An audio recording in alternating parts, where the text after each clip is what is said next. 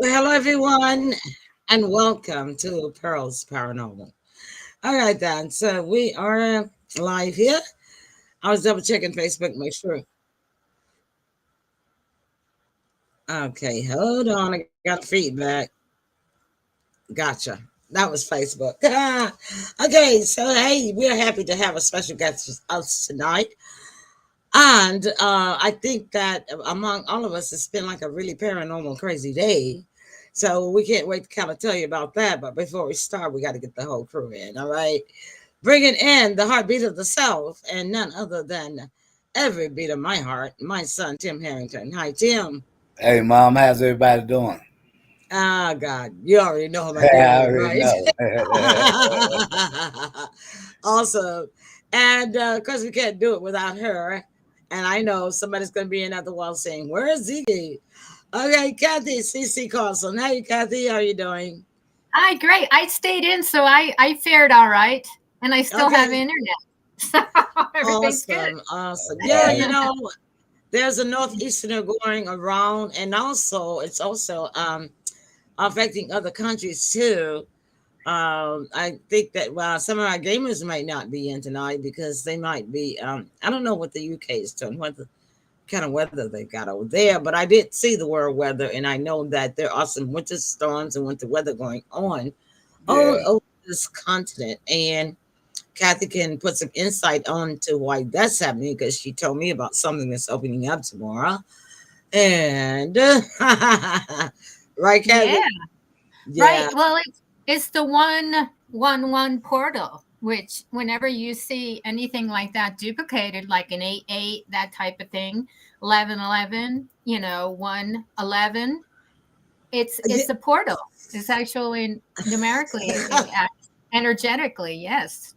Hmm. Plus, we have a new moon. Plus, we have a new moon. Well, that explains a lot then, because yesterday, probably why I went through my day, because yesterday morning, I Hmm. was either defrosting something or getting ready to put something in the microwave, and the time on the clock was 11:11, and Okay.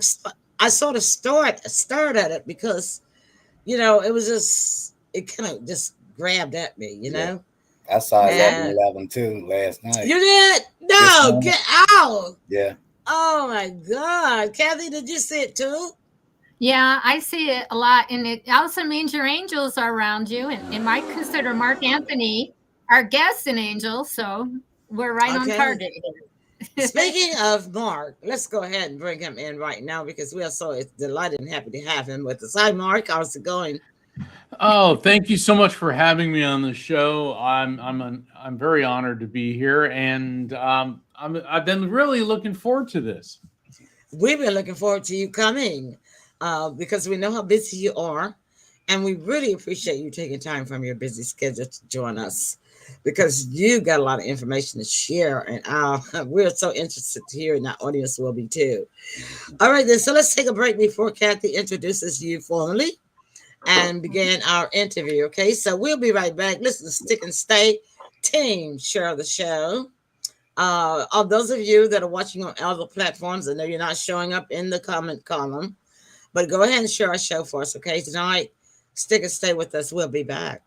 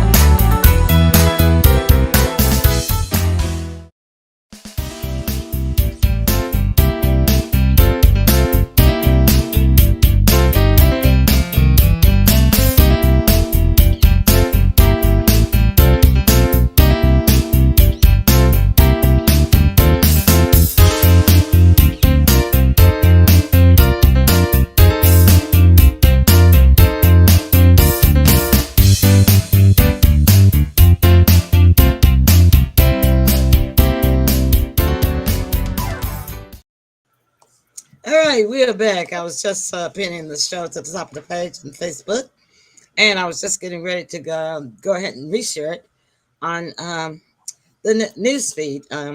So, Kathy, tell Yes. us formally all about Mark. Okay. Well, Mark is considered a psychic lawyer, and he even has a registered trademark in that regard, as well as the psychic explorer. And you can visit his website, which is www.afterlifefrequency.com. And that is what we're going to be talking about today. Mark, right? Correct? Oh, absolutely. The afterlife frequency it encompasses a lot of things. It's the title of my latest book, which is The Afterlife Frequency. And if you go to my domain name, which is afterlifefrequency.com, you can find out about ordering that and my other books, Evidence of Eternity and Never Letting Go.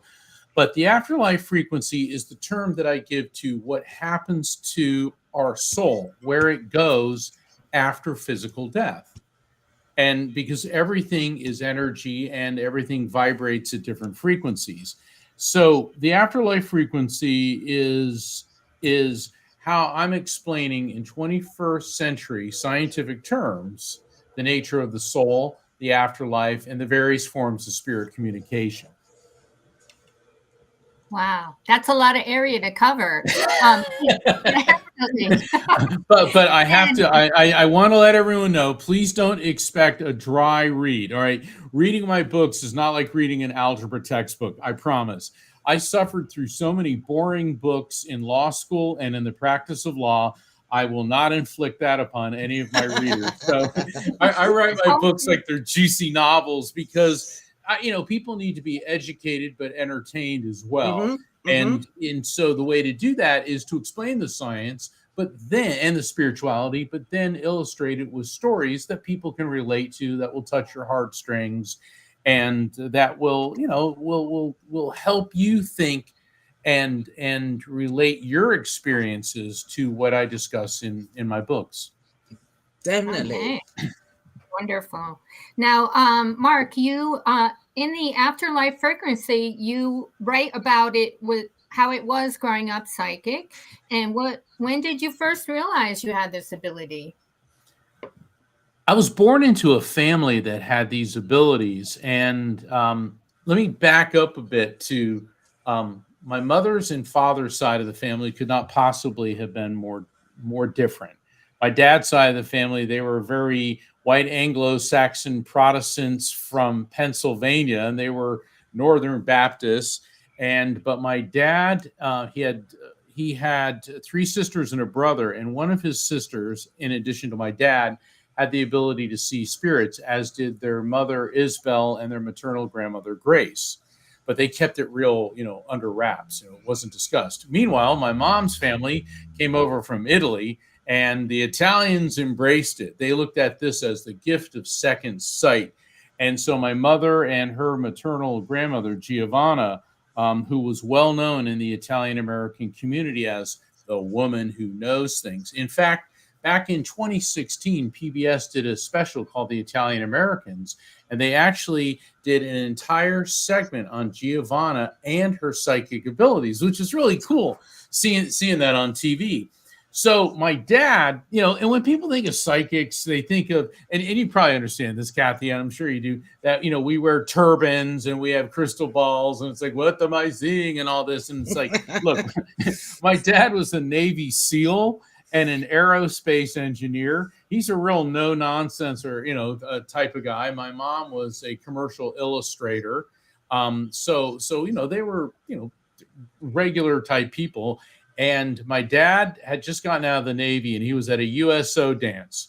And so here he is, this young sailor, all full of himself. And he said, I saw this foxy looking dame. He's talking about my mom.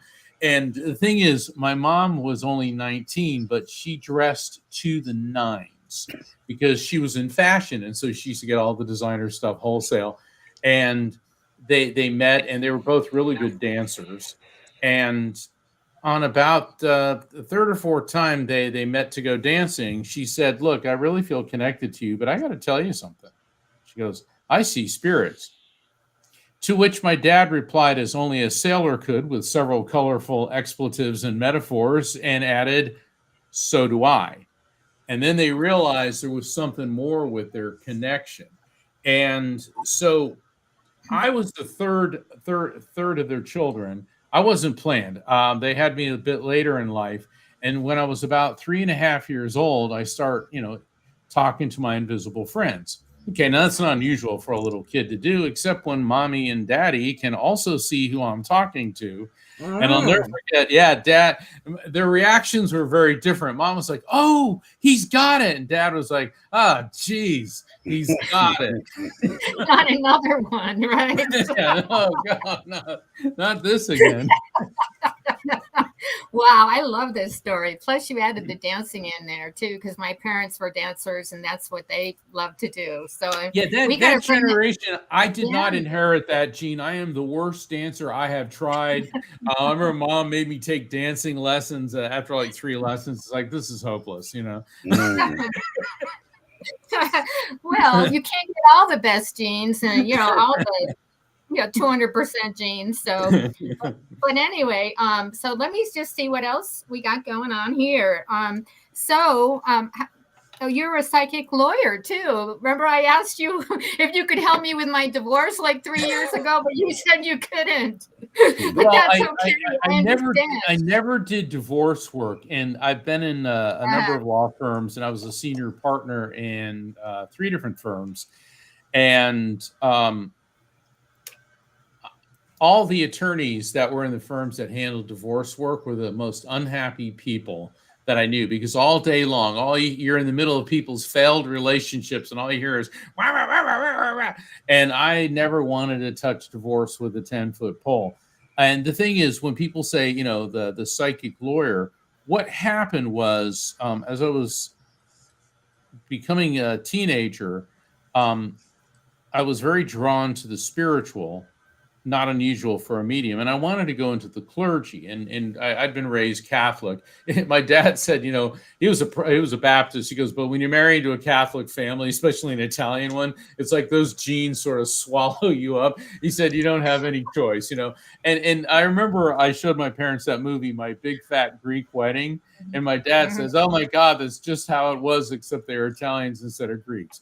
But at any rate, the thing is, I was very drawn to the clergy, and my entire life I've always studied God. I've studied religions. I minored in religion in college, and I got to the point where I felt that the clergy was going to be too limiting. There were too many rules and regulations. It was too restricting. So I went into law. Okay, so talk about jumping out of the frying pan and into the fire. But the thing is, as I was practicing law, this was always part of my skill set. But then it got to the point in my life where I embraced mediumship full time. And I was in New York City at a media conference, and a couple of the journalists found out that I was both a psychic and a lawyer. So they started calling me the psychic lawyer, and it stuck. And then as I continued my career, I have a background in philosophy, theology, quantum physics, anatomy, ancient mysteries, near-death experiences. Another media outlet started calling me the psychic explorer. So that's why we condensed everything. Mark Anthony, JD, which is my law degree, Juris Doctorate, psychic explorer, to kind of put it all into one roof. So that's why I have the brand that I do. Wow, that's fabulous. And that's a mouthful too, my goodness. And you studied a lot. And you went to Oxford, right? I I mean, did. yeah. Yes, I went to Oxford as part of my legal education, and let me tell you, that was incredible. It was one of the most rewarding. I remember walking down. I mean, everywhere you go, there's history. I mean, Yeah. in incredible history. Yeah, and I remember walking down this one hallway at Magdalen College. It looks like it's spelled like Magdalene, like Mary Magdalene, but they pronounce it Magdalen. And I realized Queen Elizabeth I walked down this hallway. Winston Churchill walked down this hallway. I mean, it was just to think of the people that had been there. and I really thoroughly enjoyed my experiences there. Did you Um, see any of them, their spirits there while you were there? well, I always pick up on things where I go. Um, What's actually, going on tonight? well, a couple years ago, not necessarily Oxford, but I was in England, and this is actually about 10 years ago, and I was working with a group of mediums, and it was St. Patrick's Day, so I thought I'd take the day off, and I remember asking my English friends, "Hey, what do you guys do on St. Patrick's Day?" In England, they're like, "Nothing," and I went, "Oh, well, I'm not That's getting into funny. this. Oh, yeah, I'm not getting into this." So I took the day off, and I went to the Tower of London. Well, it's Ooh, like 40 degrees. It was drizzly rain. It was oh, cold always and raining. dismal. Yeah, always, and it was cold and dismal and miserable, and it was the perfect day to be at the Tower of London. Hmm. And I remember I was walking around one of the large interior courtyards, and all of a sudden I kept thinking Anne Boleyn, Anne Boleyn, and I go, Oh oh right, no, not Anne yeah, Boleyn. yeah, Anne Boleyn, and the way to remember Henry VIII's wives were divorced, beheaded, died, divorced, beheaded, survived. All You right, know so what? I'm yeah, glad you said that because I am a sponge for history myself, and I love okay, British history, and I like to watch all of the Blank series. documentaries, yeah, Mhm. all of the movies about them, and I've watched Henry VIII, the all of them, so I know about Henry VIII. He was he something was else. horrible. Yeah, he was the spouse abusing, misogynistic poster boy. I mean, this Yeah, guy treated women about as bad as and he got mad at all his wives because they couldn't produce him a son, but they didn't know that right. his genetics. It's the guy that Except determines for it. Anne Boleyn, Except who for him, well, who right. reportedly cheated on him with somebody else, and it was somebody else's girl, the daughter, Well, Elizabeth II, right? Elizabeth. but what happened? What happened? So Hmm. I'm freezing and I'm walking around. And I keep thinking Anne Boleyn, Anne Boleyn, and so I sit down on this bench and I Mm. keep thinking, oh, I wonder where Anne Boleyn was executed because this is the Ooh. Tower of London, and all of a sudden I look to my left and about 20 feet away there's this strange glass sculpture. It's a very modern sculpture, and I Mm. walk over to it, and it's this big round sculpture. And at the top, it's got like this glass pillow. And I'm making a joke, thinking, well, I guess they're all out of glass slippers. And and so I look down, and there's the name Anne Boleyn. Mm. And then I look to the side, and there's a sign that says, "This be the place where Anne Boleyn was executed by order of King Henry VIII." All right, so I'm getting this whole woo feeling going on, Yeah.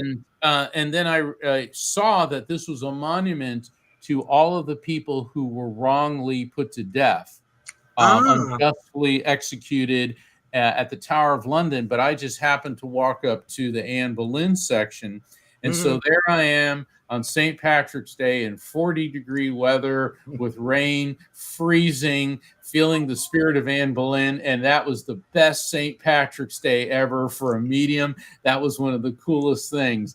And I asked one of the beefeaters, the guys walking around in those red uniforms, and I Yeah, said, yeah. where's Anne Boleyn buried? Well, you can't take pictures there. It's all right. And he was like barking at me all, but and I said, but I'd still like to see it. So he actually took me into this chapel, and Mm. she's buried near the altar. And I sat down, and I just felt the presence of Anne Boleyn. So Yeah. And I yeah. Mhm.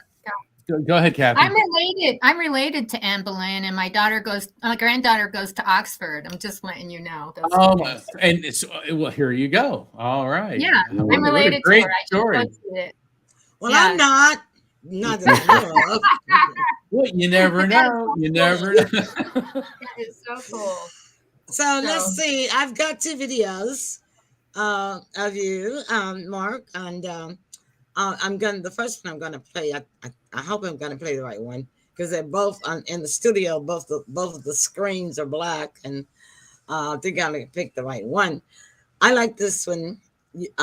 When you were much younger, I think it was about 8 years ago, probably. when you talk about how you began to see spirits when you were 3 years old.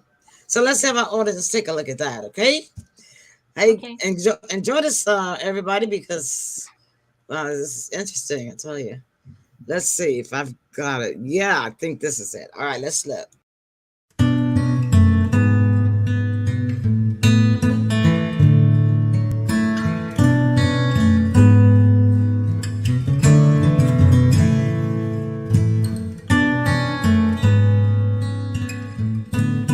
When I was about 3 years old, I started seeing spirits. And my parents were not really alarmed by this. My dad was concerned, but both my mother and my father had mediumistic ability, so they too could see the folks that I was perceiving. And Mom thought it was cool, and she was all elated about it. My father was worried because he didn't want me being mistreated, because what has happened in my family for over the past century, I've tracked that there have been psychics and mediums on both sides. My mother was an extremely gifted psychic and medium. She could she was a precognitive psychic, so she could foretell future events.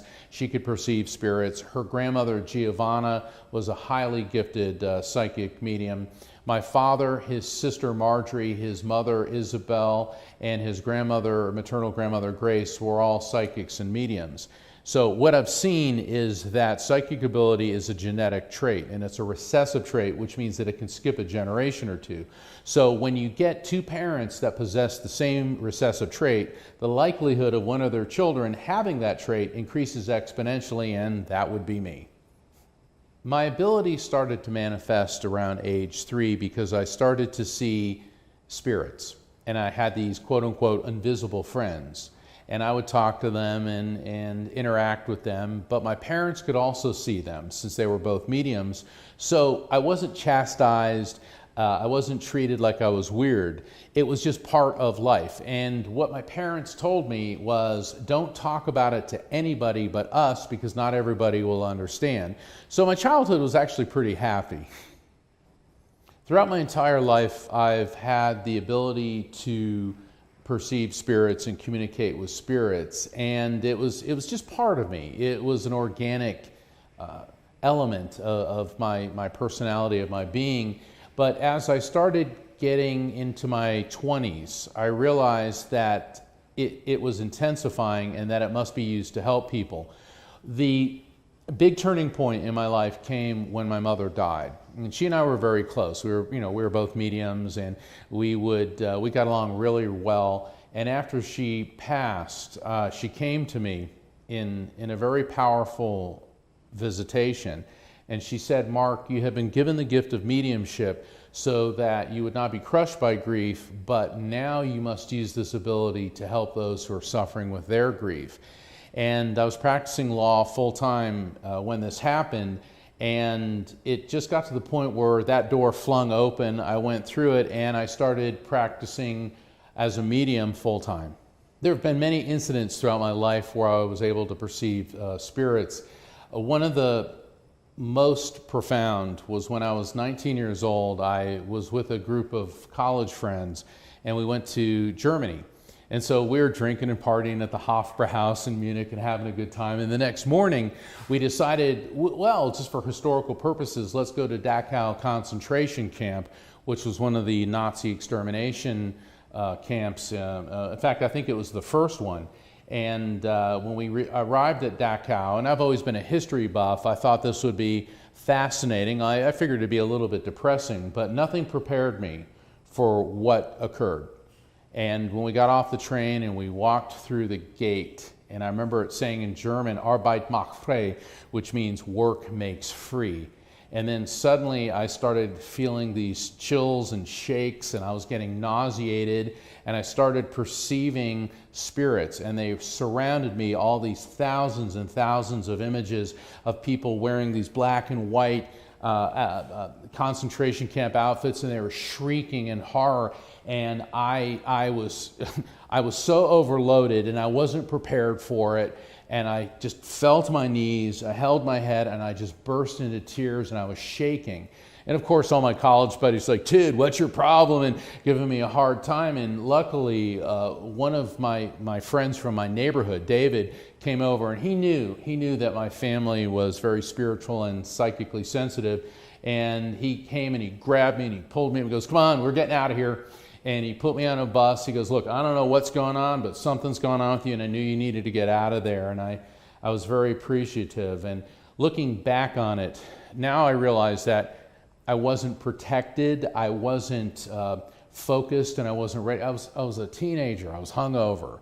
I thought I was basically going to a glorified museum, and nothing was preparing me for the reality of this. I also realized that what I was perceiving, they were probably not sentient spirits. There's 3 schools of thought on hauntings. One is that a spirit is trapped between this side and the other side. Secondly, that spirits from the other side come and visit a particular location. But the school of thought that I subscribe to is that this was a residual energy echo. In other words, matter retains vibration and energy. And of course, at a place like this, such horrific things happened that I was picking up on that energy, so that what I was perceiving was no more a sentient spirit than your reflection in a mirror is you. A few years ago, I visited Ground Zero in southern Manhattan where the Twin Towers went down, but I was ready for that.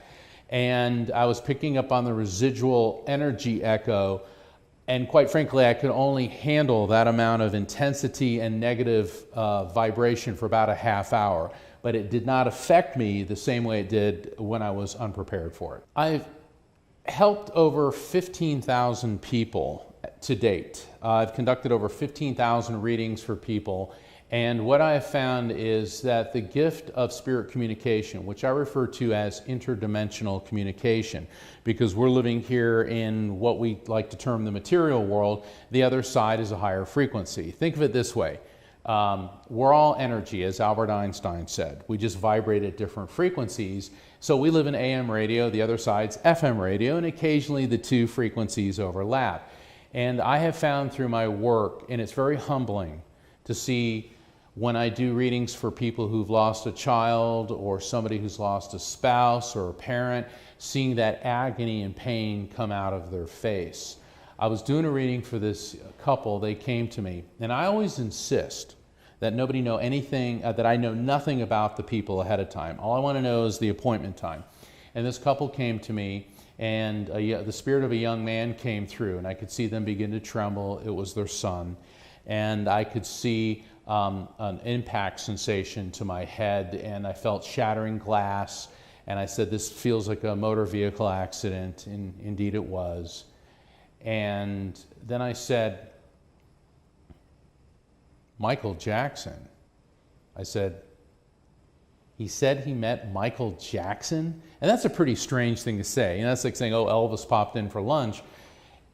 But then the look on their faces, the husband said, nobody knows this, but our son loved Michael Jackson, and we played a Michael Jackson song at his funeral. So I'm thinking, well, that's it. He goes, no, what people don't know is on the way home in the car, my wife, and she's nodded and the tears are coming out of her eyes, she said, I wonder if he'll meet Michael Jackson in heaven. And the answer to her question came a year later during this session for me. And these people came in with their heads down and so sorrowful. And when they left, they were smiling ear to ear, and they hugged me and they said, thank you so much for letting us know that our son's in heaven.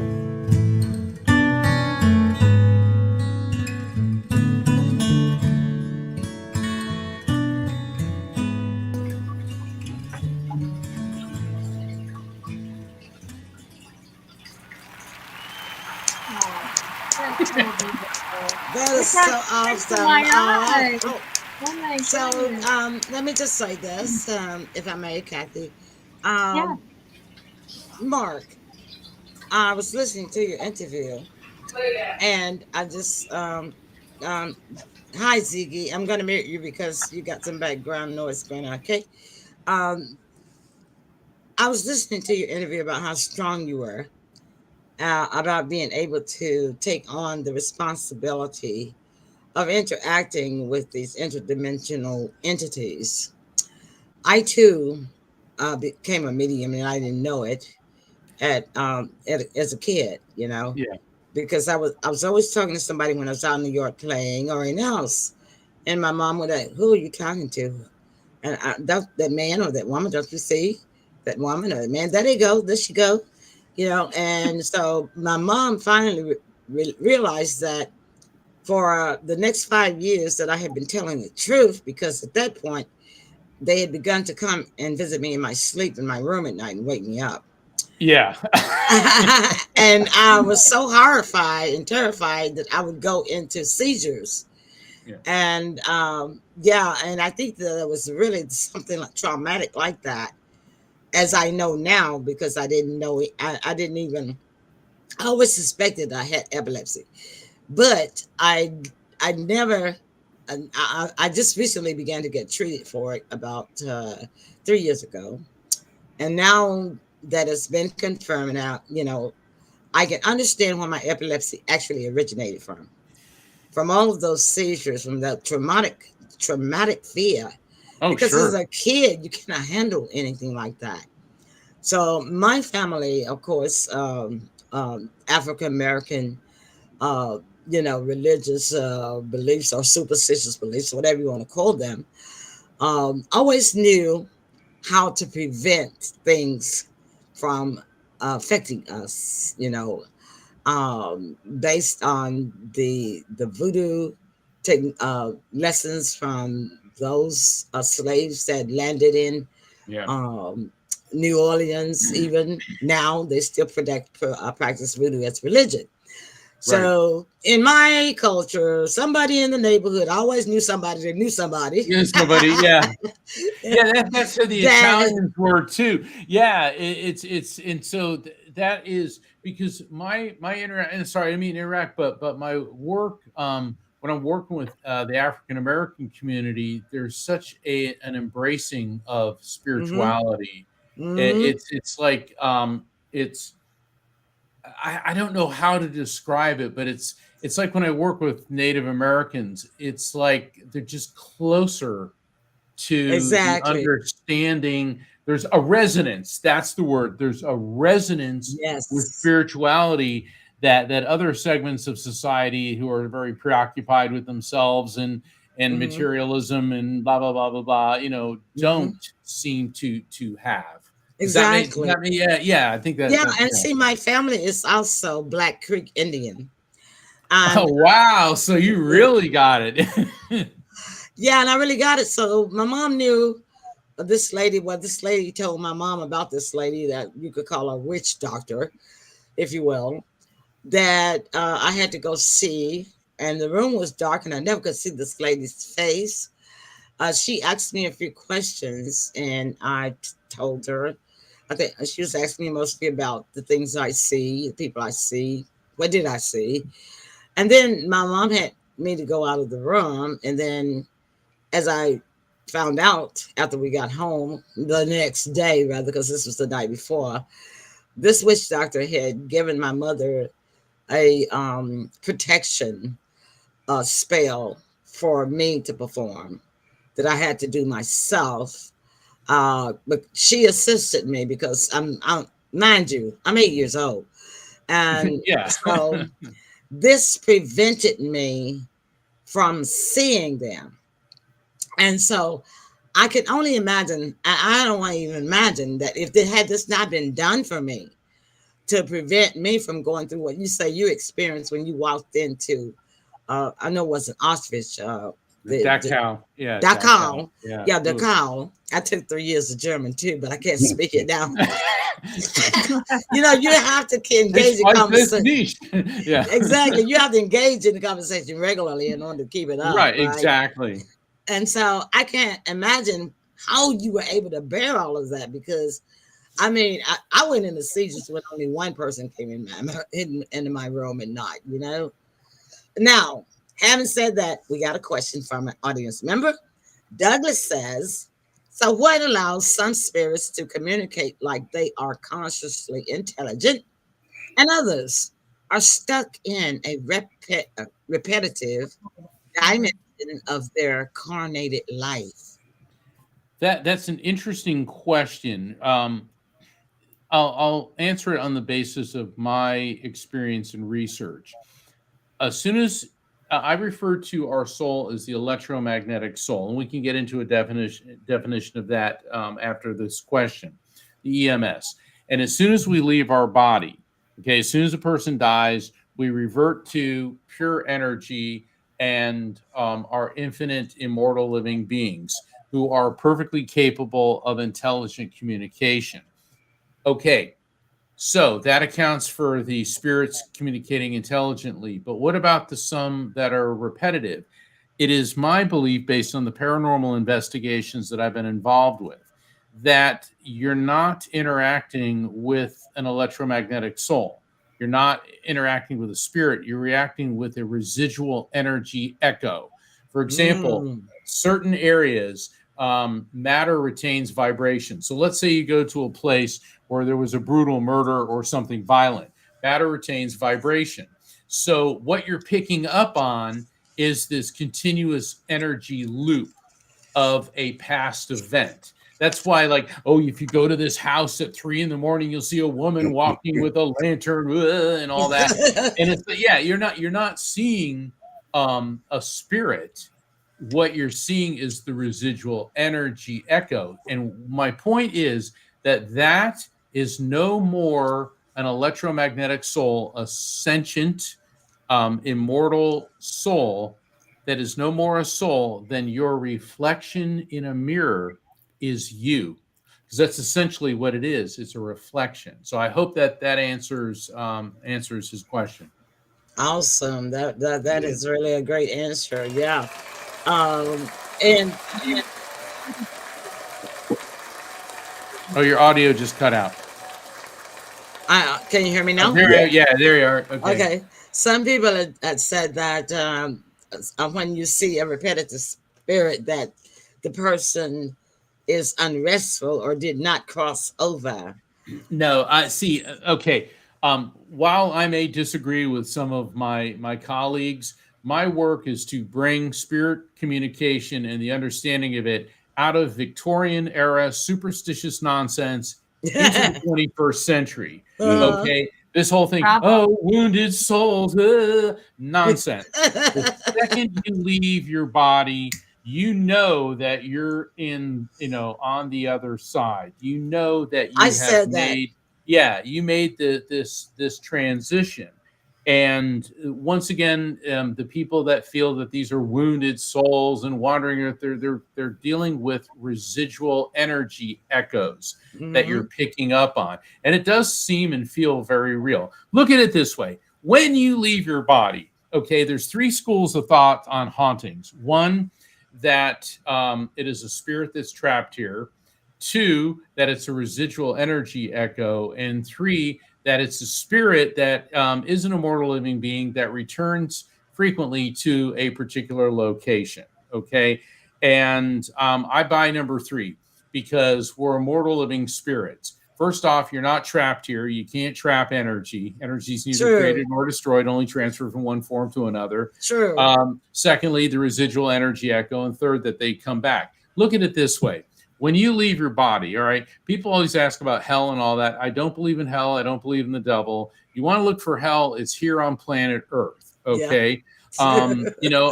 I look at what's going on in the Middle East. Look what's going on in Ukraine and parts of Africa and parts of the United States. I mean, everywhere. Hell is here on Earth. So when you leave this, it's like, here's your choice. Do you want to hang out at a garbage dump, or do you want to pop over to beachfront in the Big Island of Hawaii? Okay.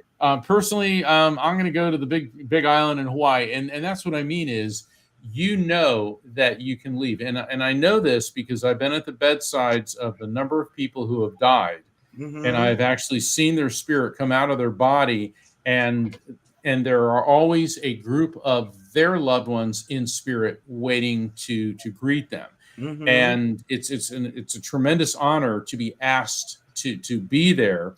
And in a couple situations, I was there while somebody, they were in hospice care, and we knew that this person was going to pass within 24 hours. And the family asked me, well, who's around? And in every instance, there's at least 24 spirits. And I'm able to describe them. And in both cases, in one of them, I think there was like 24 spirits, and the family members were able to positively identify 19 of them. The other spirits appear to be like on the great grandparent level. Yeah. And so the folks that were here in this world, they just didn't know enough about them. So I just don't buy this. Spirits are stuck here. They're miserable. They're whining. They're complaining. No, that is a complete misunderstanding based on backwards, primitive, superstitious nonsense. And do you know who those people are? That's a good answer. Some cultures, most cultures refer to them as angels, but they're actually the watchers. Do you know about the watchers? I'm familiar with, there's different labels for all types of spiritual entities. Now, my belief is that human spirits do not become angels. Angels were never human. No, it's a separate and distinct species. But that's angels, angels and human spirits get along just fine. And then, of course, there's animal spirits. I've communicated with a lot of animals. Then there's the elementals, and elementals are interesting because those are the watchers. Okay, the watchers. All right. See, and they're aligned with nature, earth, air, fire, water, wind. Exactly. And I've been all over the world, and I've encountered elementals. And it's funny because in Japan, the Shinto religion, they believe in the kami, Kami. And when I encountered areas that were like strong with, it's like strong with the force, that type of thing, I could actually. People say, well, these are the kami. Then when I was in England, I was in an area, they go, well, there's a ferry in the woods here. And we're walking around. It's like, that feels a lot like it. And then I was in Colorado at Estes Park, and I encountered an elemental. And so it's a rather long story, but it's a really cool one. And I realized they all feel the same. So you're calling them the watchers. Other people call them elementals. They've been prevalent in every culture, from Africa to Asia. They call them pixies, sprites, fairies, gargoyles. The metahune, the kami. And it's not that they're evil. It's that they're not necessarily interested in interacting with us. Right. It's kind of like, well, you're a human. I don't want to talk to you, but it's not necessarily. Well, because they feel superior. They always feel superior. They are superior because they feel superior, and they have a right to feel superior because they are a higher entity, really, than we are. We're just a homo. What is it? Homo sapien. Homo sapien. Thank you. We are the lowest class of energy that exists, because when you think about it, a cockroach actually has more energy than we have, because a cockroach is hard to kill. No, scientifically proven. A cockroach can survive a nuclear blast, whereas we cannot. We cannot, because they adapt quicker. What's funny is perhaps the most unusual creature, the being on this planet that is the most different from us, would be an octopus. I would say so too. I mean, it's like a liquid being. It has 8 brains. Okay. 8 arms. 8 arms. Regenerative powers. The problem is they don't live very long, and it's a shame, because I've encountered an octopus in its native environment, and when it was looking me up and down, there was intelligence in those eyes. It wasn't like a fish that just stares at you like this vacuum. Exactly. And I've had sharks look at me too, which is like something I don't ever want to have to repeat. And sharks look at you. It's like it's funny. It's not funny, but peculiar in the practice of law. And as a medium, I've encountered a number of sociopaths, and sociopaths have that same, I call them shark eyes. There's no feeling, there's no empathy. But when I was looking at the octopus, there was something there. There's something There there. was something there. And Yeah. and there's something significant about the fact that they do have 8 brains and they do have 8 arms, because when you think about the 8 and the way that you write an 8, it is the sign of infinity. Yeah, exactly. Exactly. Yeah, you turn an 8 from horizontal, from vertical to horizontal, and it becomes the infinity symbol. Yes. That's really cool. You Yeah. never thought about that, did you? Well, I thought about the 8 It's being firm. infinity, but not in the Octopus context turn, of turn. the octopus. Yeah. Yeah. Well, it's interesting. A lot of times during a reading, I don't say a lot of times, but it happens. A spirit will come through and they'll project to me the number 8. Mm-hmm. And the number 8 could mean the 8th of any month or the 8th month, which is August. But Mm-hmm. sometimes the spirit will then turn it on its side.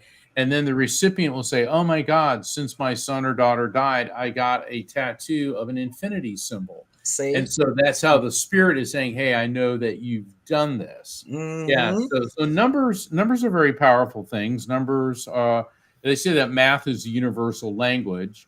Um, Mm-hmm.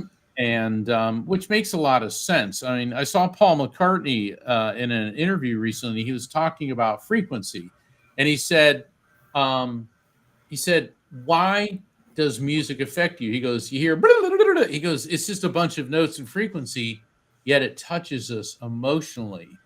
It touches Mm-hmm. us spiritually." And I thought, well, if anyone would understand that, it's definitely Paul McCartney, But Mm-hmm. I thought it was really fascinating because why does a certain frequency pattern affect us a certain way and another one in a different way? Right. And the reason for that, in my opinion, this is part of why I came up with the electromagnetic soul theory, is we know from physics energy is neither created nor destroyed, only transferred from one form to another. We know Mm-hmm. that every great spiritual teacher from ancient India all the way up through the religions of all belief systems, that the soul, the who and what we are, pre-exists the body, comes into the body, and moves on after the body dies. Neuroscience has proven that the brain has an electrical field, and that the brain, even though it's 2% of the body's weight, uses over 20% of the body's energy. And so, with all of that, plus my work as a medium, everything's made of molecules, which in turn are made of atoms, which in turn are made of electrons, protons, and neutrons, which in turn are made of the smallest particle, which is a quantum. That's pure electromagnetic energy. And so that's why I developed the term the electromagnetic soul to describe what we really are, which is pure energy, a soul, a consciousness that is eternal electromagnetic energy. And I'm very humbled that a number of scientists have endorsed this theory and even have started using the term electromagnetic soul. Yeah. I guess, Mark, I got 2 questions for you. First being, is that a woman with an electrical ball in your background? Or am I seeing Yeah, something? that's exact. Yes, that Okay. is okay. That is known as a Tesla sphere, and Oh, Nikola Tesla invented those. And what's cool about Nikola Tesla, he's one of those very odd people in history. Did you ever see that TV show, The Big Bang Theory? Oh, yes. I love it. That's one of my Okay, favorite series. they based the character of Sheldon on Nikola Tesla because, Really? yeah, you know how Sheldon knocks on the door, Oh, penny, yeah, that's right. I penny, three remember. times. Yeah, he's Tesla, always wanted to meet him. yeah, And if Tesla would me Tesla. when he did meet him, uh, Well, no, Sheldon no, was no, no, called no, no. You're talking about, that you think one, about Stephen Hawking. Stephen Nikola Hawking. Tesla My lived 100 apologies. years ago, My and Tesla apologies. would not enter a building until he walked around it 3 times. And in a hotel, he would not stay in a hotel unless the hotel number was divisible by 3.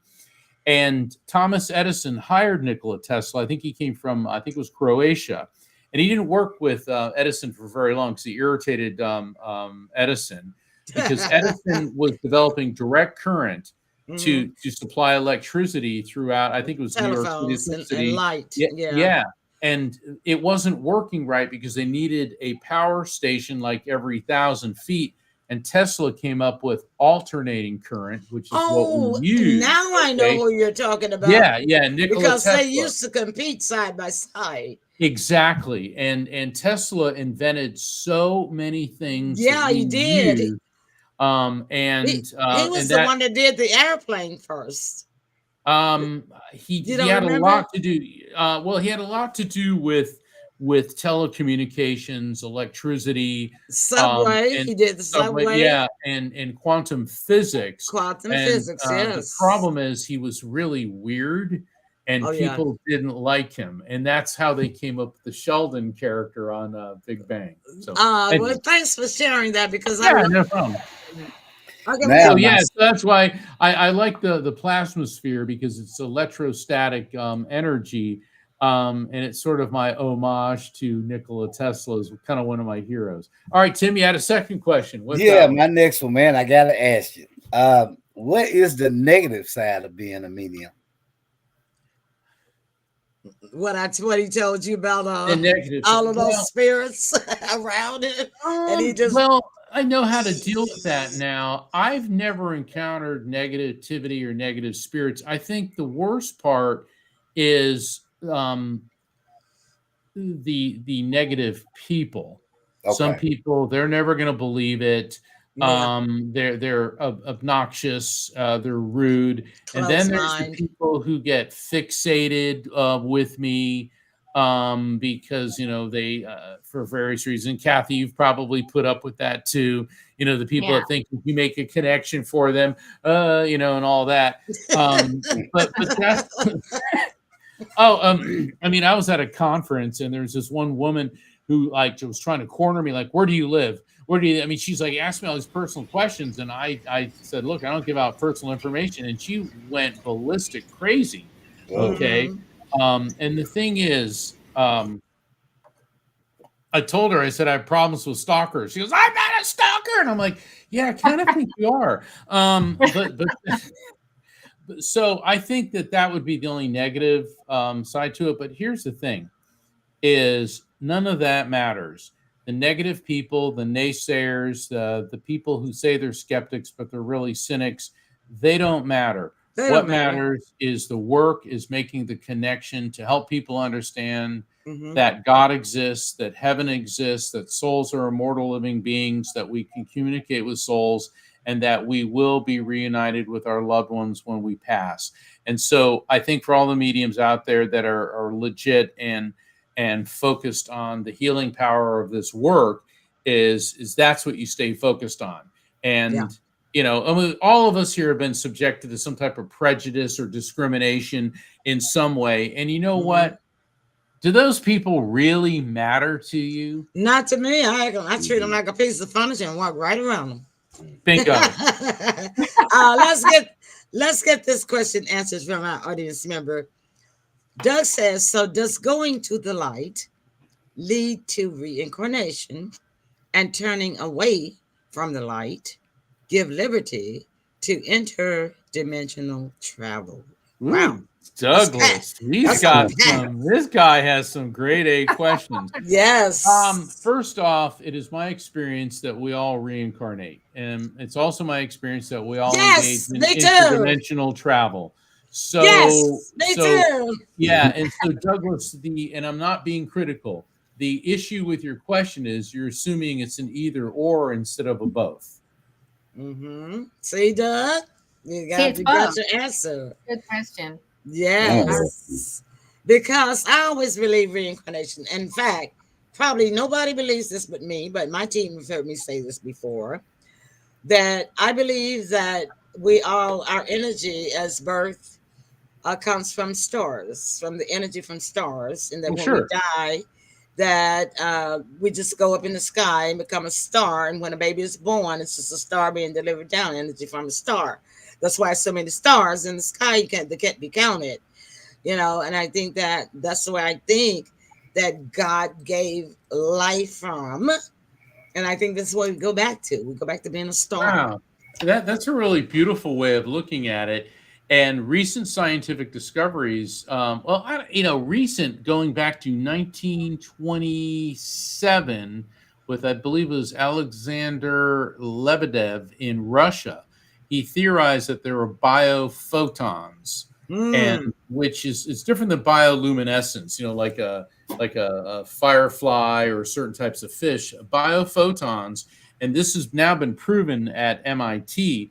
Our mm-hmm, cells actually produce light, ultra weak light emissions. They call them biophotons. And mm-hmm. that's how our cells communicate inter and intracellular communication and regulation. Yeah. So, Emily, your theory may very well be provable someday because the same light that is in the stars is the same type of light that's in our cells. Mm, See?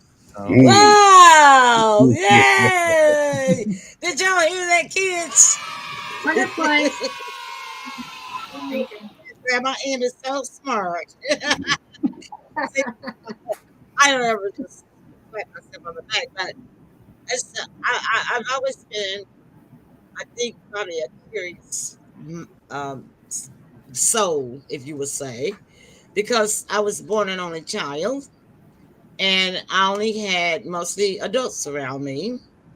And so I heard their conversations, except for the ones that they sent me out of the room for that they did not want me to hear. But the flow of the conversation was always that above that with the way that a child would talk. yeah, Um, my grandfather taught me to read when I was 4 years old. When I went to school at 5 years old back then, and it wasn't kindergarten, we went to first grade yeah, I when we did too. started Yeah, school. Yeah, yeah, and so like I was the only kid in the room that could actually read every single word in the book.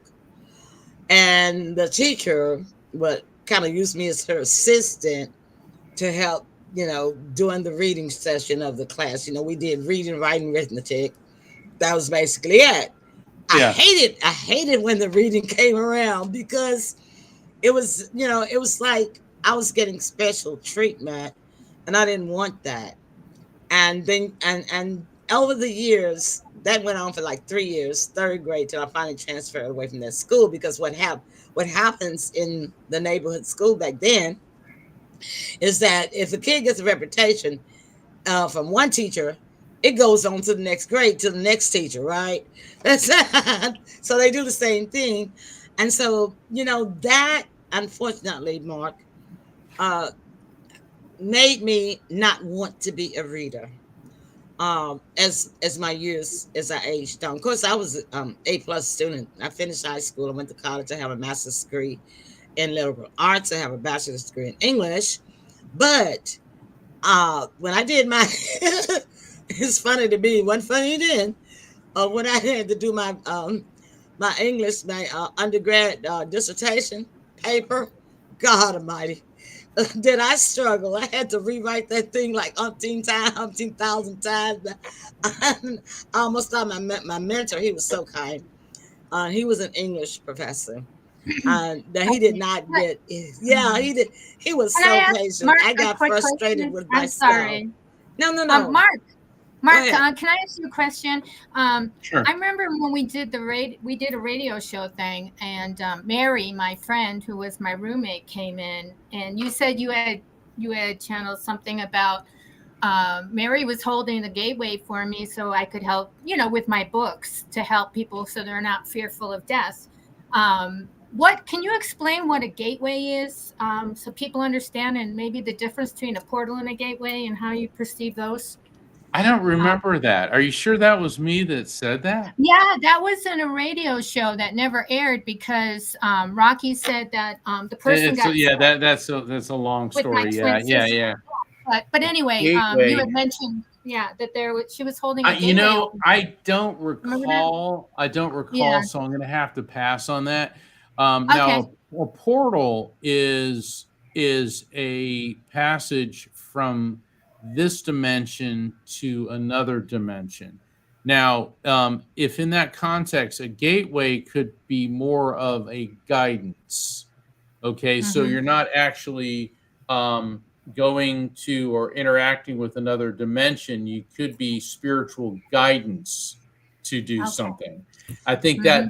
if if I think that would be what that probably is. I would Um, agree with you on that, Mark, because a gateway would kind of like be a catalyst to a portal. Yeah, exactly. Um, because with interdimensional communication, which is what we do as mediums, Yes. spirits, they're able to quantum leap from one Yes. dimension to another. And people, and sometimes when you're doing readings, you'll get people that, well, until I hear the magic word, until I hear that one thing, I'm not going to believe. And they get all into this, and if I'm hearing a name, I say it's Willie. No, his name was Billy. Or I say, for God's sake, okay. The thing. Uh, Yeah. I mean, I'm unmuting you, James, so that you can talk too. James, are but you? Well, well, well, thank you, Mark, because I've been wondering about that for now like 3 years. What that was exactly? well, I mean, basically, look at it Yeah. like this. It's always nice to have spirit guides to guide you, but the thing Hmm. is, there's nothing spiritual is controlling. So if you're going to write a book, then you need to write the book. And when you Hmm. start writing it, they're going to help you, but don't expect them to make you write it. Do you see what I'm saying? Yeah, Mhm. motivate If that, yeah, you. Yeah, just do they it. can't motivate you. Writing a book. People are like, "Oh, you wrote a book. You should be like a millionaire." And it's like, I wrote 3 books. I didn't win the lottery 3 times. Um, and it's Exactly. funny because people think, unless your name is Stephen King or J.K. Rowling, don't expect you're going to be looking at a new Bentley anytime soon. Oh Um, Right. no. I but would never but attempt to write a book about the spirits or souls anyway, why not? because Why not? because I was shut off for so many years So what? You're not from now. You're here now, and that's the thing. Don't let yesterday take up too much of today.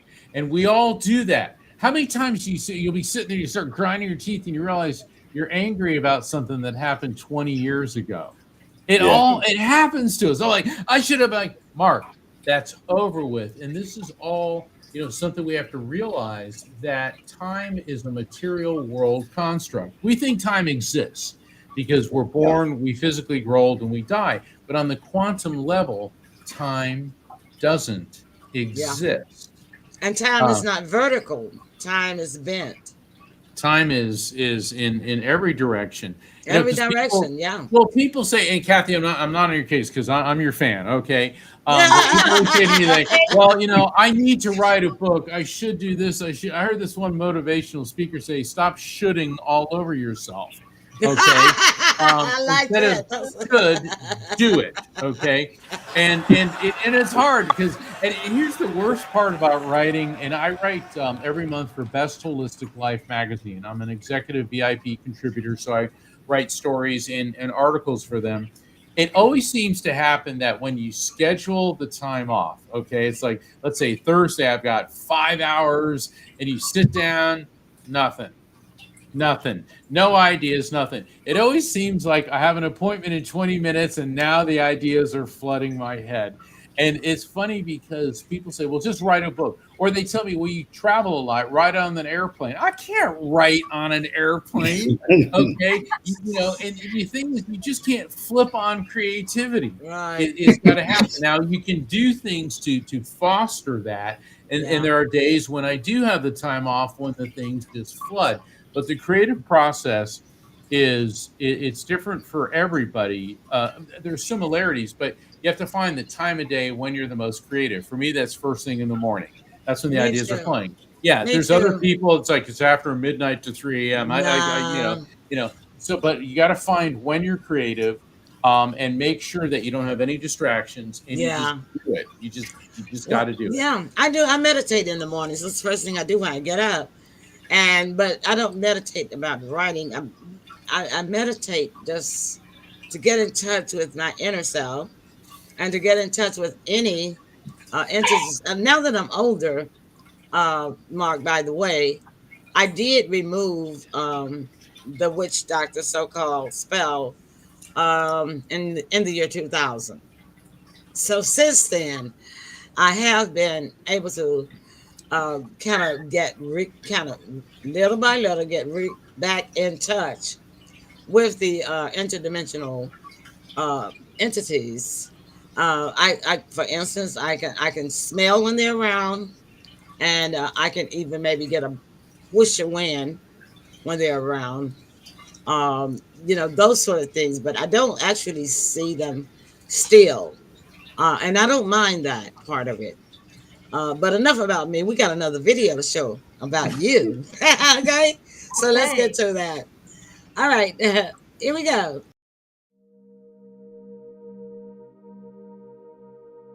Hi, I'm Mark Anthony. Welcome to the electromagnetic soul and the collective consciousness.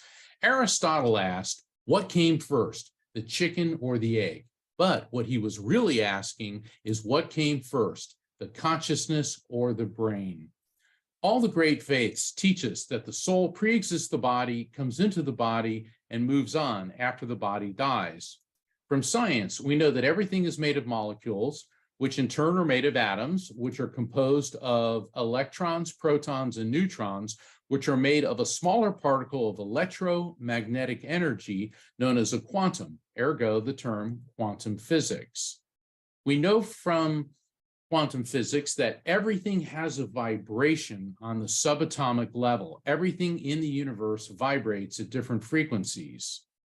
From physics, we know that energy is neither created nor destroyed, only transferred from one form to another. Neuroscience is the study of the human brain, and the brain is only 2% of the body's weight, but it consumes over 20% of the body's energy. Traditional neuroscience believes that the brain creates consciousness, but they can't explain how. So in recent years, physicists have chimed in, and physicists have said that the brain is like a computer hard drive, so that when we die, our consciousness, the information on the hard drive, doesn't disappear. It gets uploaded to the spiritual quantum field. Sir Roger Penrose has said that consciousness derives from quantum vibrations within the brain's neurons. In the spiritual sense, consciousness has been here all along. Combining physics and faith in my work as a psychic medium and paranormal researcher and near-death experience researcher, I've introduced a 21st century term, the electromagnetic soul, EMS, to describe what we really are, which is pure consciousness that is eternal electromagnetic energy. One computer hard drive has a finite amount of information, but once it's linked to the internet, its access to information is infinite.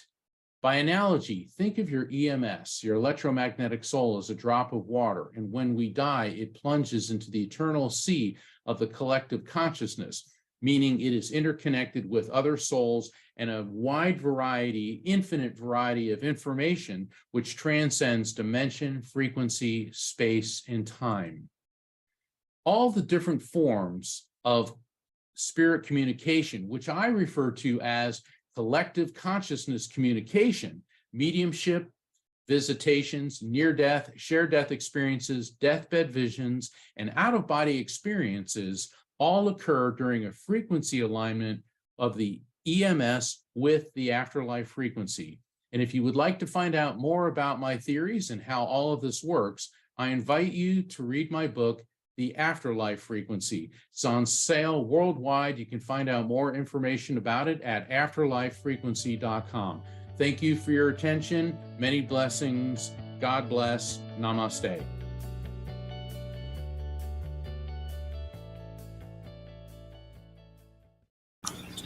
Okay, awesome. So what we're gonna do now is we're gonna let James get a question in. James, you still got some noise coming, but you're on. You can unmute it so you can talk. Go ahead. You have a question or greetings for Mark tonight? Hi, Mark. Sorry I was late. No worries. I understand you're having some weather issues today. We had it Weather and yesterday. internet. Yeah. Oh, man, I've been dealing with it all day because here in the Southeast, we got walloped yesterday, and I think you guys are getting it now or just did. Yeah.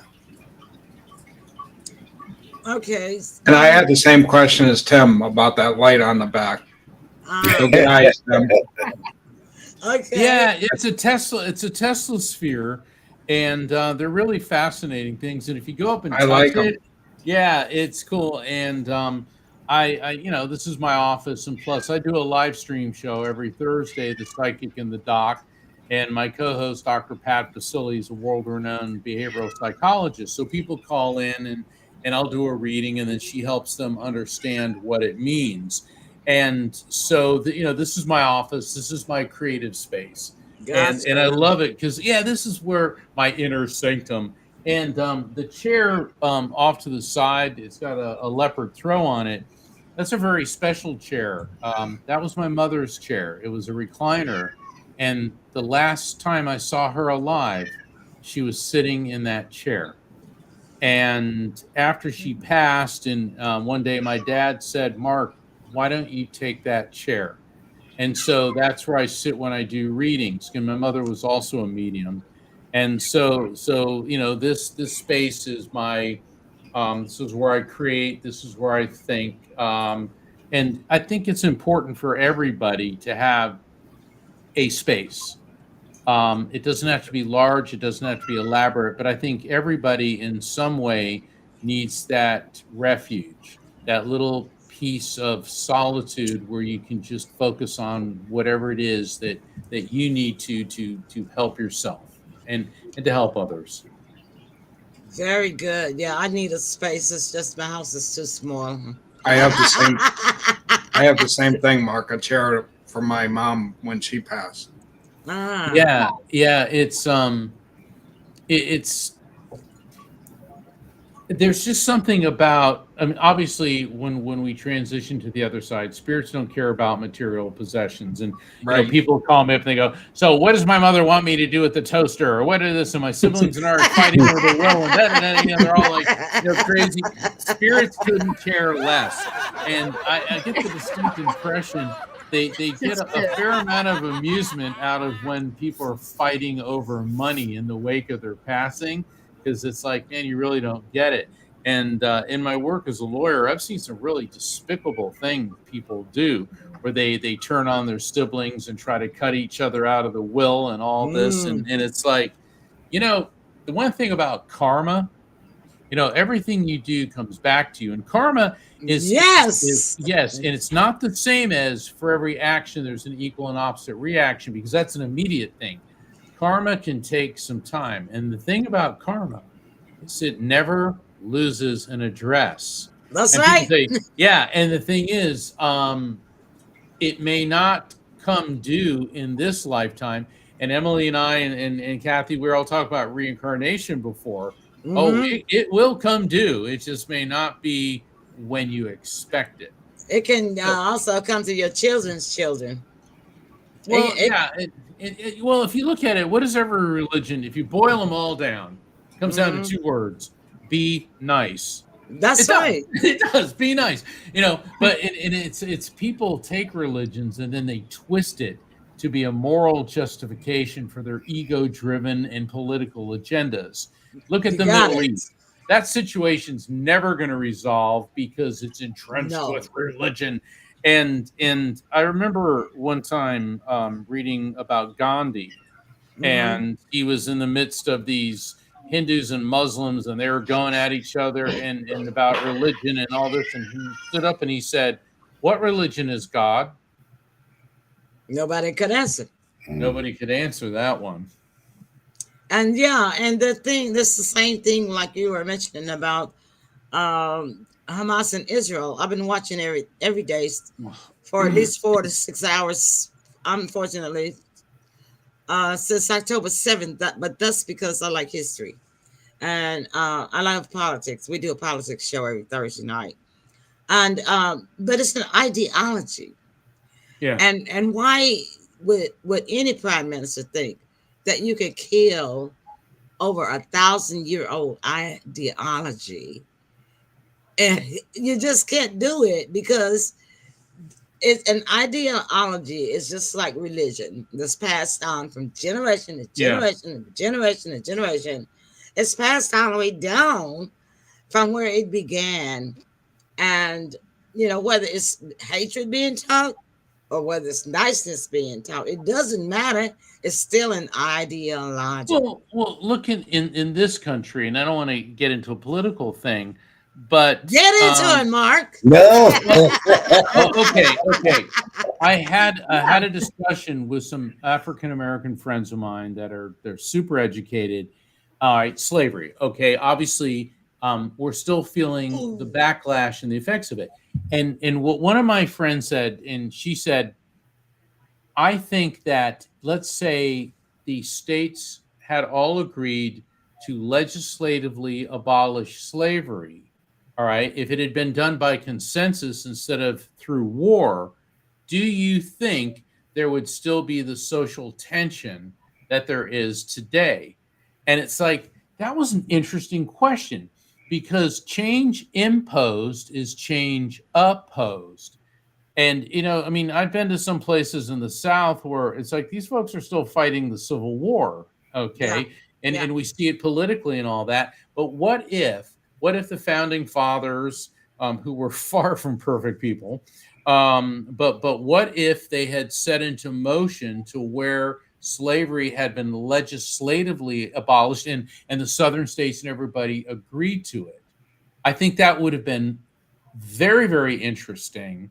And I think that we would be socially, I think our society would be much more advanced than it is now. I mean, If things are changing and things have changed, but they're far from perfect. but if only that concept could have been true, and I think that um, you're my, I'm your fan, but I think that that would be an impossibility because Mark, the uh, the African people of color and the United States overall have not been free until after 1996. Now, let me tell you why I say that. Okay.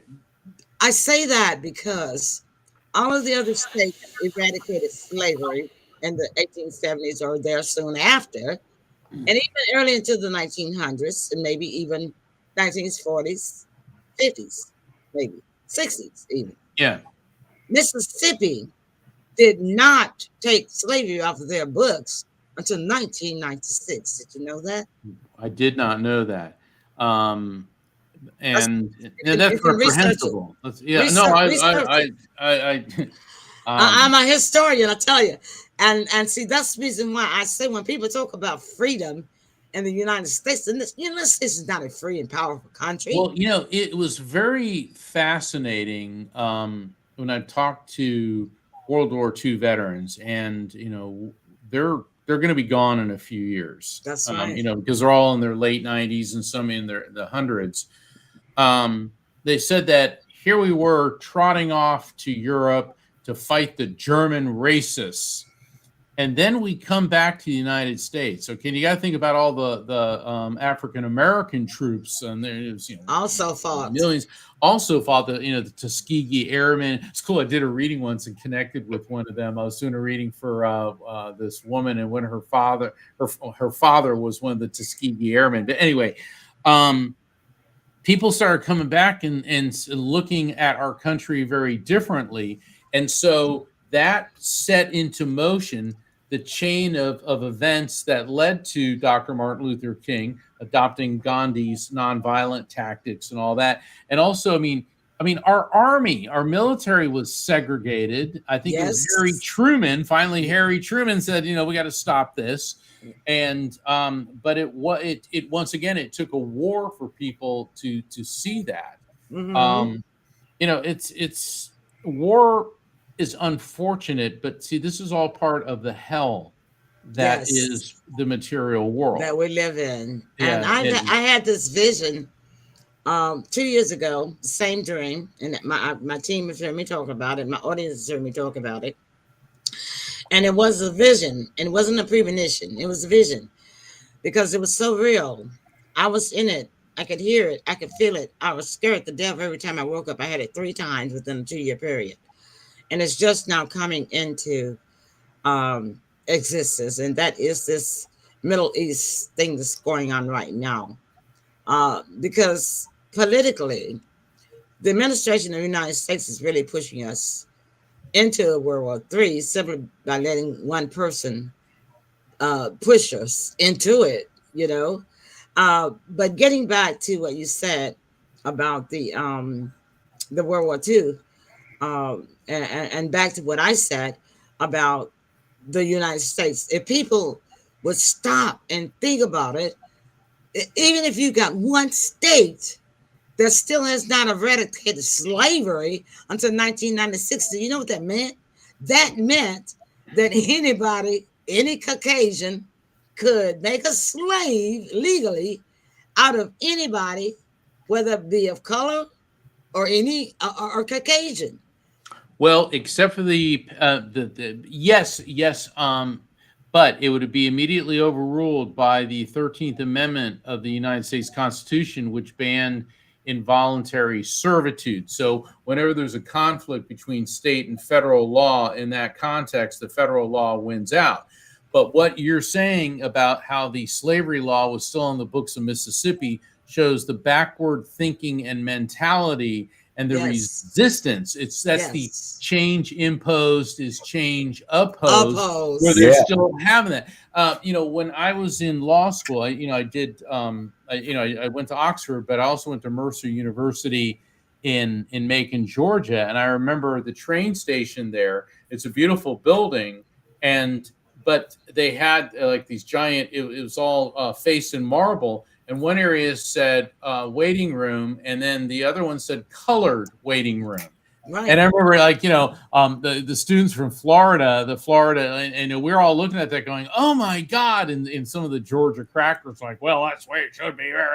But then all of a sudden, one day, the government was out there and they put a marble slab over where it said color waiting room. They got rid of it. But I'm looking at that. I mean, I was looking at that in horror. Mm-hmm. Like that should have been gone. Like, right. I mean, back in the 50s, but you never been there in the first place. Yeah. Yeah. I'm just going to piggyback off a little bit of something that you had said. You were speaking of the 13th Amendment. The way they got around the 13th Amendment was it only applied if you didn't break the law. Those that broke the law were at a young age, even from young as 12 years old, that were put into prisons for breaking the law. So it was in-house slavery. It was just, it became institutionalized. Yeah.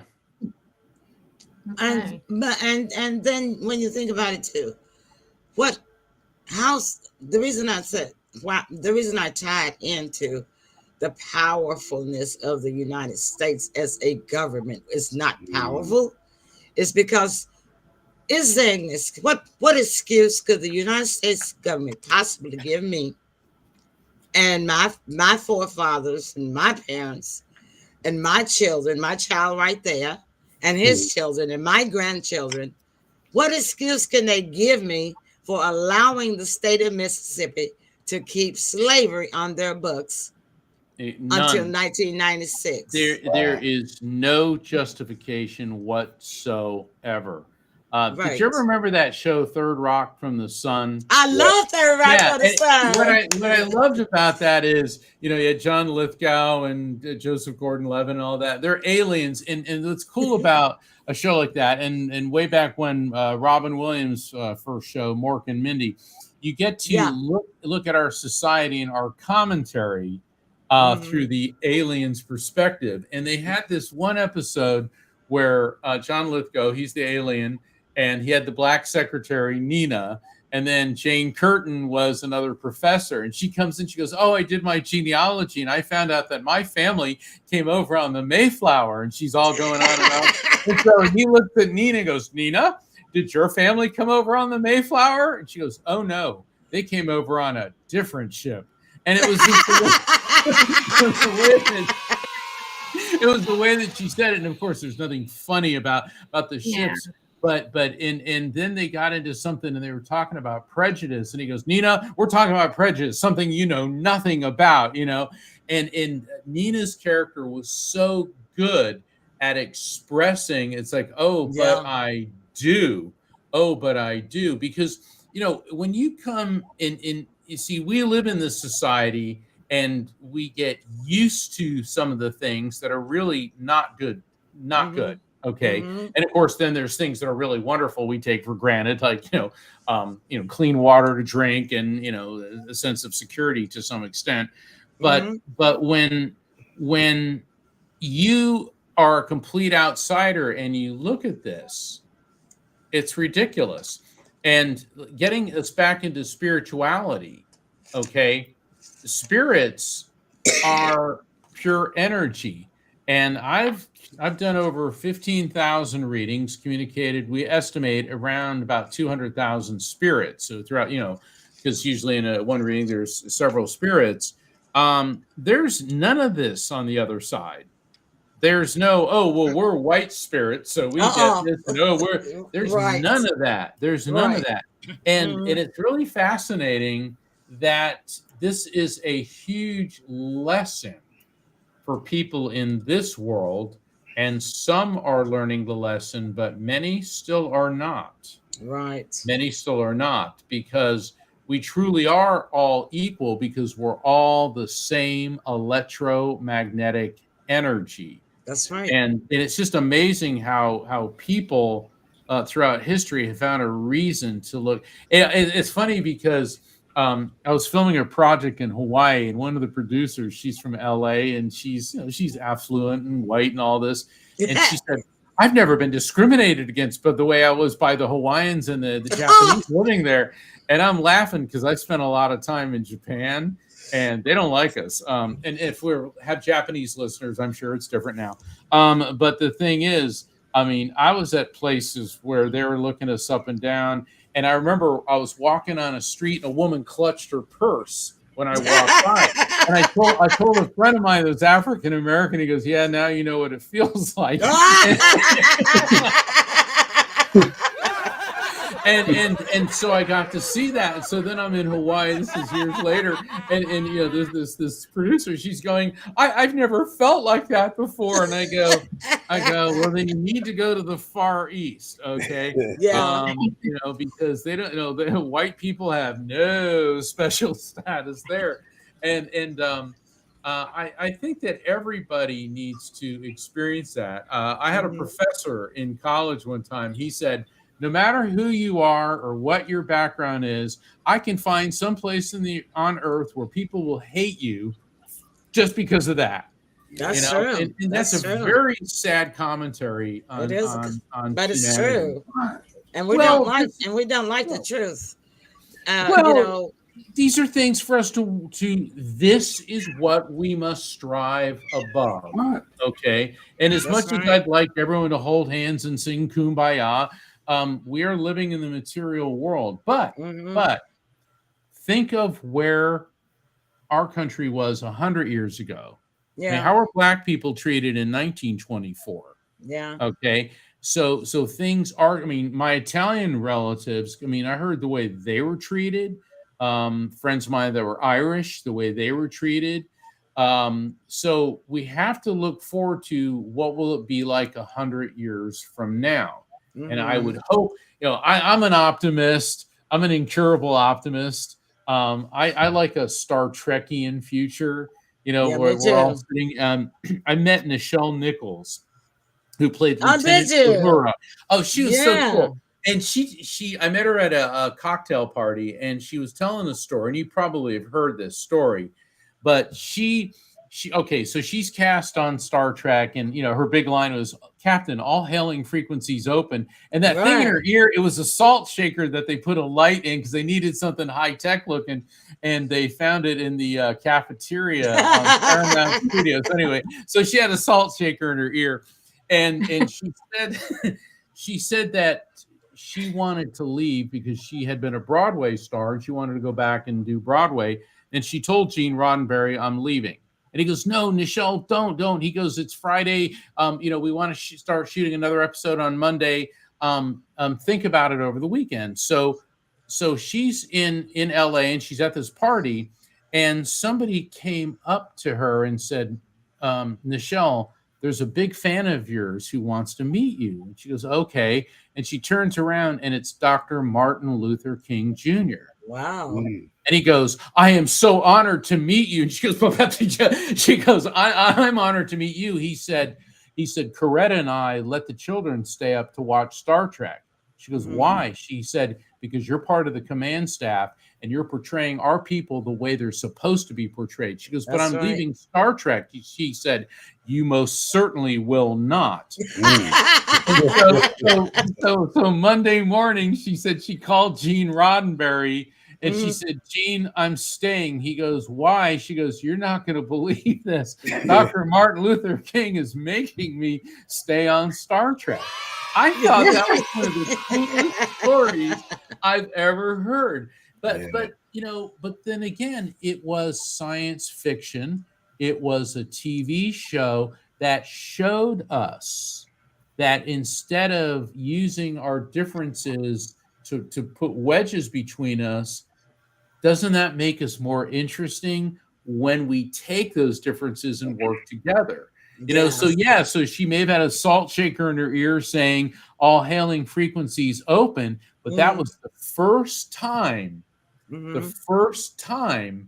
that an African American was put as an equal on the command staff. On any show during that time. Well, then the big thing came on the first interracial kiss. And Nichelle Nichols said, oh, come on, the races have been kissing each other for, ever.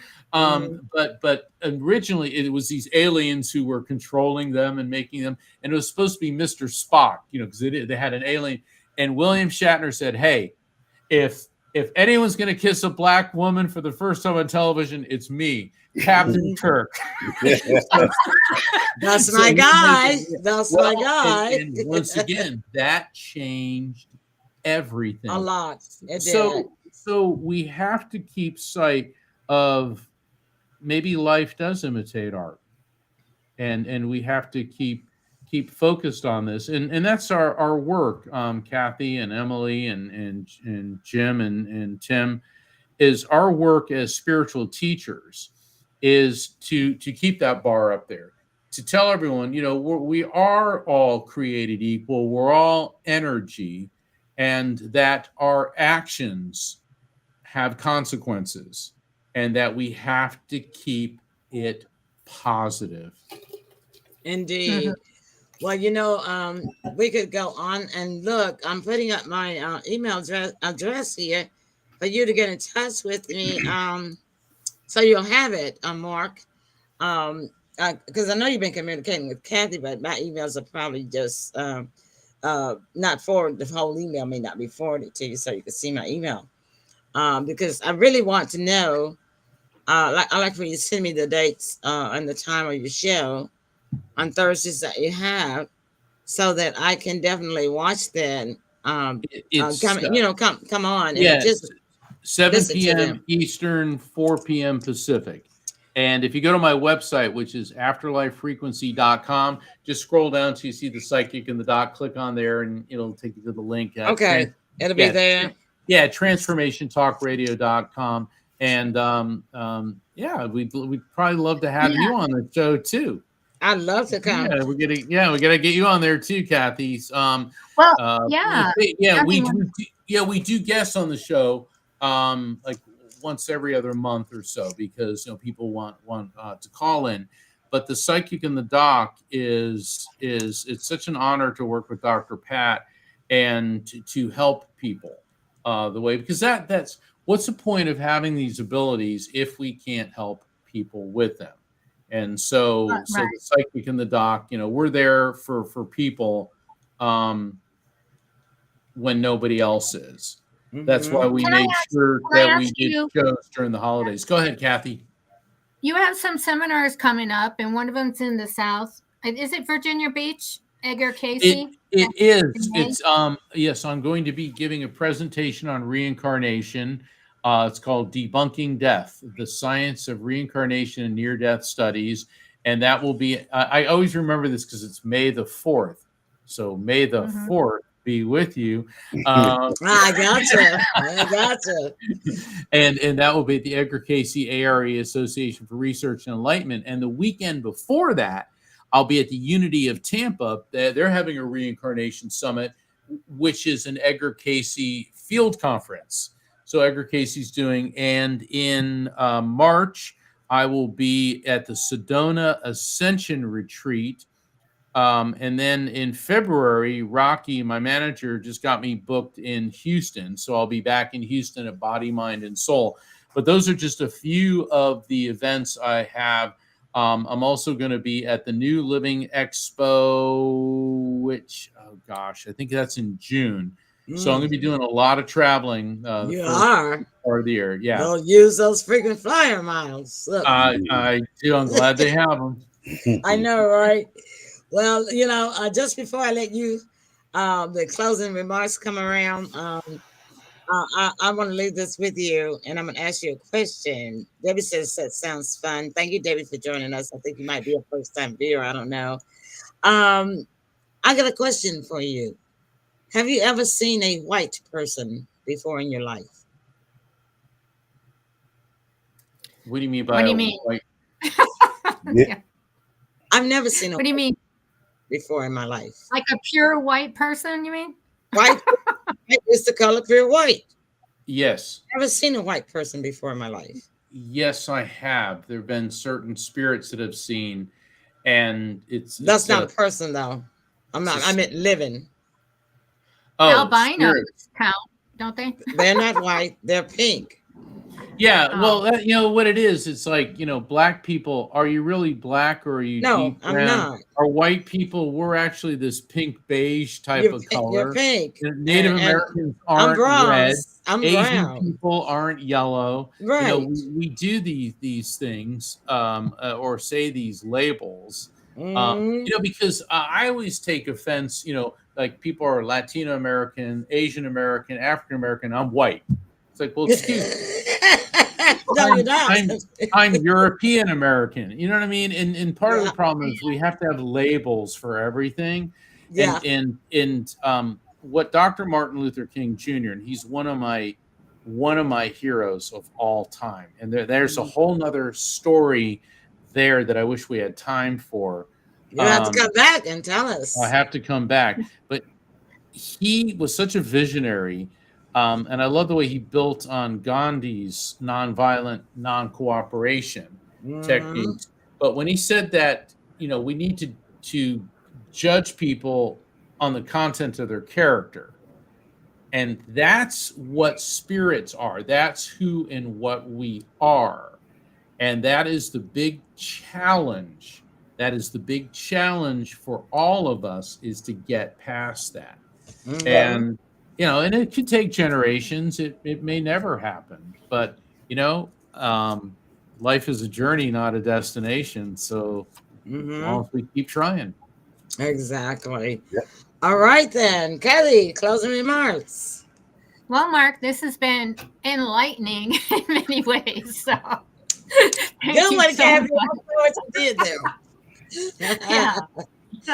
And I'm looking forward to, watching more of your shows with Dr. Pat, the psychic, and the doctor, and Doc, and looking into your seminars as well. So, Thank yeah. Awesome. Tim.